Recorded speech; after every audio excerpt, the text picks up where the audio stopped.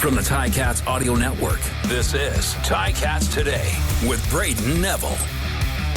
On today's episode, Ticats D lineman DeWayne Hendrix joins the show to break down signing in Hamilton this offseason, what he's looking to add to this Ticats defense, and gearing up for his first training camp in the black and gold.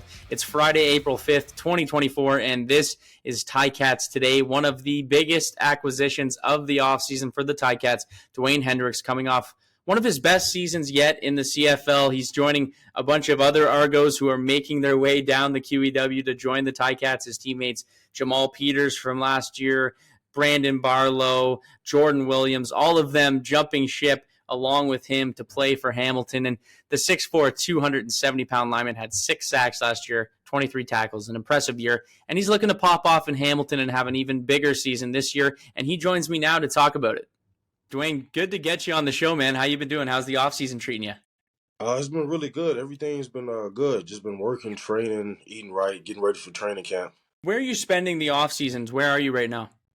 So I was mostly spending the off seasons in Pittsburgh, but I'm down in Atlanta now, and I usually come down here maybe a month or two and up the training a little bit more down here. What does the training look like for you? Like, what's a day in the life of DeWayne Hendrix when he's getting ready for a CFL season? So basically, get up early in the morning, hit the gym. Right after the gym, we hit the field. And then right after the field, I usually either go to yoga or if I don't go to yoga, then I'll go to the just like this massage therapy type of place, good for the body. And I usually do that probably 5 times a week. What's the yoga? So when did you start getting into yoga? Because that's a little different. Now, some guys I'm hearing are getting into it, but when did you start? I started about 2 years ago, actually. Some of my friends told me about it.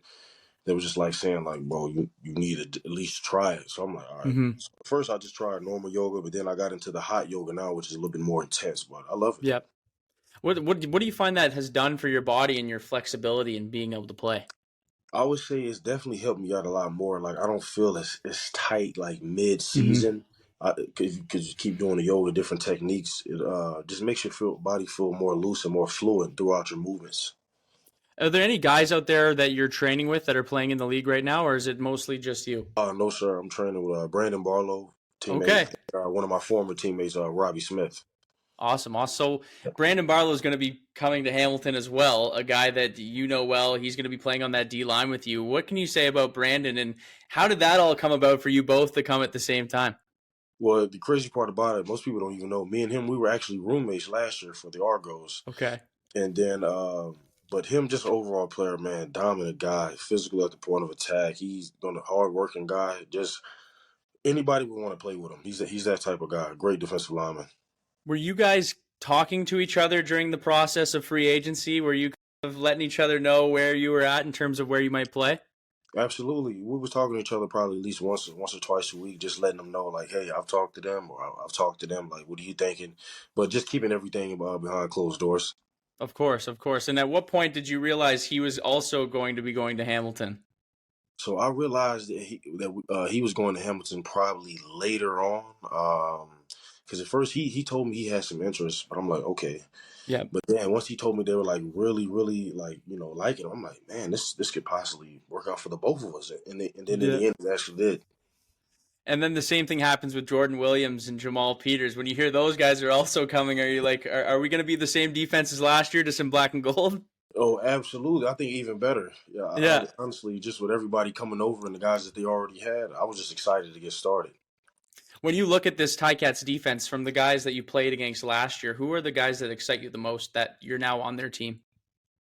I would definitely say Casey Sells, Leonard, Phillips, Jamal Davis. I could give you a whole bunch of names, but those are guys that I've just been watching throughout the last couple of years, and I'm like, these guys are dominant. Casey's going to be a guy you're going to be playing very closely with. What can you say about his game and getting to play with him? Just a dominant guy at the point of attack, physical, relentless, very, very good at run down and pass down. A lot of people say when they look at this D line that it could be one of the best, if not the best, in the league based on everything, the changes, the guys who are staying. What are your feelings on that? I absolutely feel that way. I feel like, we got a great D-line coach, Glenn Young, coming in, too, with a lot of experience. I Yeah. feel like just the guys that we got, as far as leadership, I feel like are going to be very good. And even the younger guys coming in, I feel like we're all going to get on the same page and get it rolling early. Mark Washington will be your defensive coordinator. What have those early chats been like with him so far? Talking to him, it gets me fired up. He's just one of those guys. He just wants to be able to let the D-line cut us loose, let us get after the quarterback, not doing too many stunts, just pass rushing and getting after it.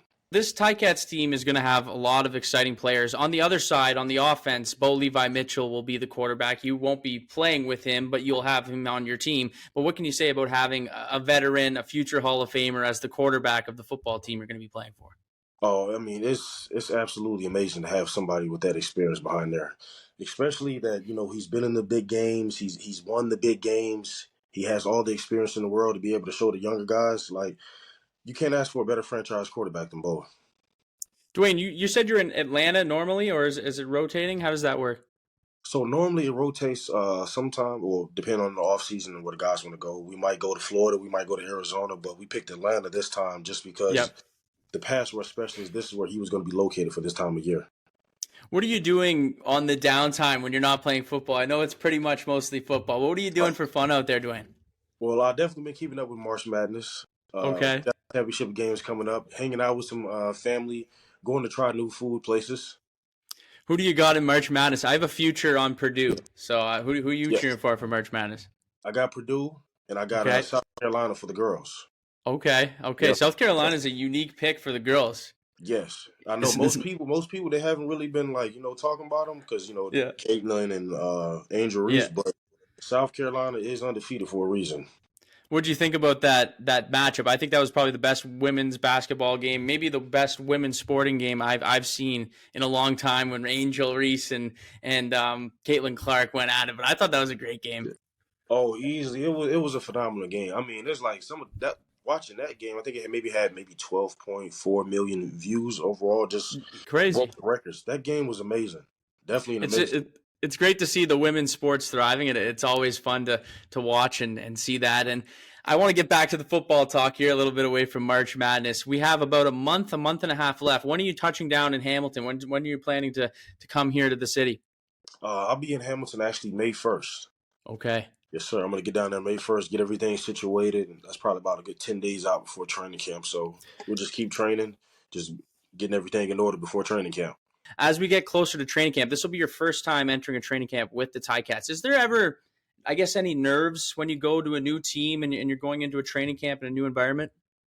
It's mostly just you just want to show those guys you're hard working. Yeah. I mean, they may have heard this, they may have heard that, but all that's in the past now. This is your teammate, so It's like you want to show up every day ready to work, and that's what I want to be able to show the team that I'm a hard worker and I can be consistent while doing that. What are the difficulties of going through a CFL training camp? Like, how careful do you have to be on the body? Because you're going every single day. Right. I would say you definitely, the more you do it, the more you become a veteran, more experience you gain. But it's everything. I mean, mentally, physically, just preparing yourself. Not because you're not only going through training camp, but you're also progressing and getting ready for the season. So it's taking it day by day is everything. 24 hours. Just focus on 24 hours each day. Is there any bit of training you can do to get prepared for a training camp, or is there nothing that really replicates it? I would definitely say, if I had to tell a rookie, I would say make sure you run and make sure you eat right. Mm-hmm. Those two things alone will help you a lot. There's a lot of guys on this Ticats defense that were here last year that were leaders, but they're no longer going to be here. Simone Lawrence, you look at guys like Jameer Thurman. Do you see yourself stepping into more of a leadership role or being able to be one of those leaders on this defense, even though it's your first year with the team? Absolutely. I feel like I want to be more not just a vocal leader, but a guy that's just gonna show up and a guy that you can count on. Yeah. More so that kind of leader, but absolutely. Last season, out of nowhere, you had 6 sacks, right? Like, I mean, I get it. You were getting more minutes and this and that, but you had 6 sacks last year. Was there anything you did that helped allow you to be more successful at getting to the quarterback? I would definitely say watching a lot more film. Mm-hmm. Just becoming, because, a lot of times we might play a team 2-3 times. So it's like, if I'm going to play this guy 4 times, 3-4 times, I need at least to be able to get 2 or 3 sacks off of him. You know what I mean?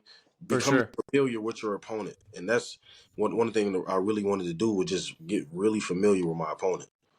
Did you find last year was really a big step for you in your career, going from that second year? You did well in the second year, but going from that second year to that third year, do you feel like you really took it up another level?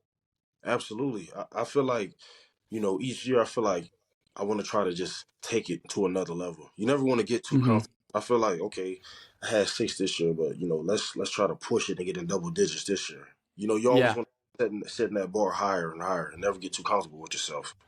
When you're training in the off season, is there something that each year that you look at your goals at the end of the year and you say, okay, I want to be better in this category or this category, and then you focus a little bit more on that? Oh, absolutely. I do that. I do that every year and every game. Yeah. Yep. I I, So, I, I write it down. I'm like, okay, I want to do this, this, and this. Because once you see it, you're like, okay, mhm. now you're thinking about it a so lot more. you've it's that's where the film comes in, right? Like when you Yep. see yourself, it's a lot different than if you play a game. You might not notice something that you think that you could improve on, but once you watch that film, you're like, okay, I see Yep. myself doing this too much. Exactly. Because it's like you looking at it like, okay, you watch. Because I watch myself more than Mm-hmm. anything. I watch my Mm-hmm. opponent, but I really, really watch myself a lot. And it's like, if I feel like if I do this, if I change this up a little bit, I might get a better result, or I'm gonna Yeah. absolutely do it.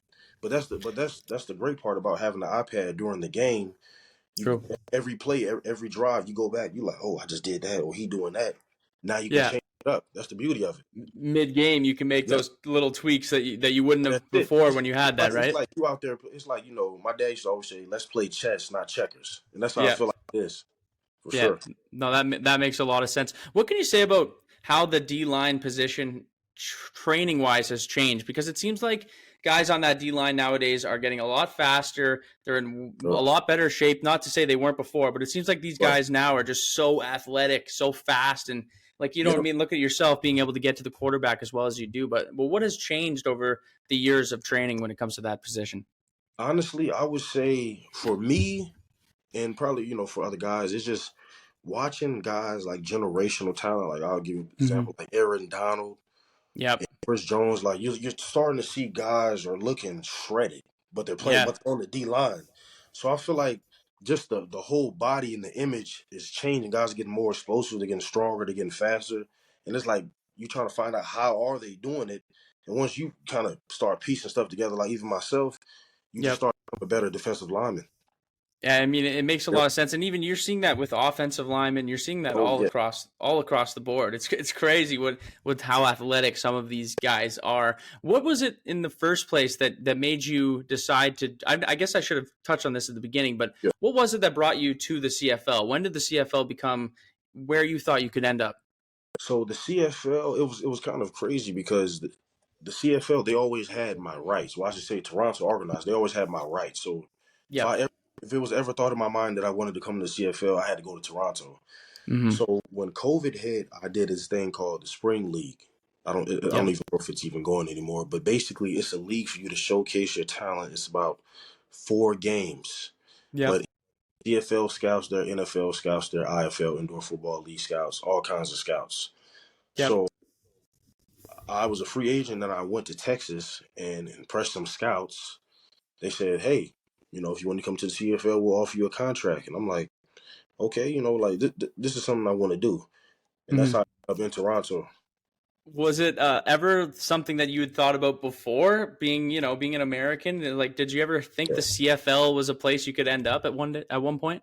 Oh, I got to be honest, absolutely not. Because, Yeah.